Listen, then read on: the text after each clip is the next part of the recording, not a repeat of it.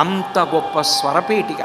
దాన్ని పోషించుకోవడం కోసమే పెద్దలు ప్రొద్దున్న నిద్ర లేవగానే ఆచమనం పెట్టారు.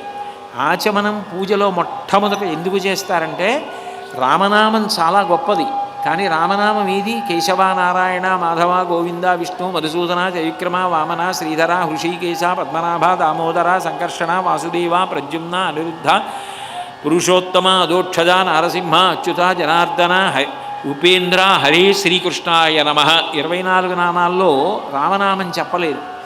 ఆచమనం చేసేటప్పుడు కేశవ, నారాయణ, మాధవ ఈ 3 నామాలతో చేయించారు.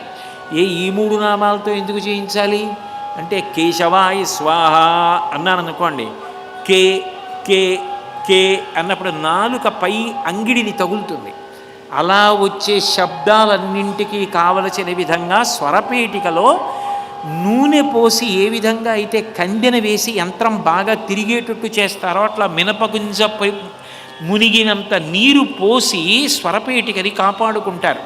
కేశవాయ స్వాహ, నారాయణాయ స్వాహ, నా నా అన్నప్పుడు నాలుక పైన ఉన్న దంతపంక్తి వెనక నొక్కుతుంది.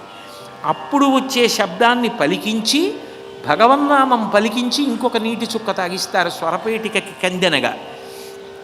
మా మా మాధవాయ స్వాహ 2 పెదవులు కలుసుకున్నప్పుడు పుట్టేటటువంటి శబ్దం.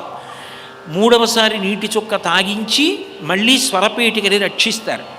ఎందుకు రక్షించడం అంటే, భూపసభాంతరాళమన పుష్కళవాక్చతురత్వము. అవసరమైతే 1 గంటో, గంటన్నరో, 2 గంటలో మాట్లాడాలంటే నీకు స్వరపేటిక సహకరించాలి అంటే, ఆ స్వరపేటిక సహకరించడానికి వీలుగా ఈశ్వరుడిచ్చిన అపూర్వ పరికరాన్ని నువ్వు పరిరక్షించుకోవాలి.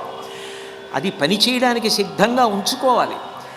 ఇంత గొప్ప శరీరాన్ని భగవంతుడు ఎవ్వరికీ ఇవ్వలేదు. దీనికి బుద్ధి ఉంది, దీనికి వాక్కు ఉంది, శాస్త్రాన్ని చదువుకోగలడు, ధరించగలడు. ఇన్ని శక్తులు పొందినటువంటి ఈ శరీరాన్ని శుభ్రంగా ఉంచుకోవడం. దీన్ని శుభ్రంగా ఉంచుకోలేదనుకోండి, మనకి కాదు వెగటం, ఎంత ప్రేమ కలిగిన ఇల్లాలికైనా వెగటే.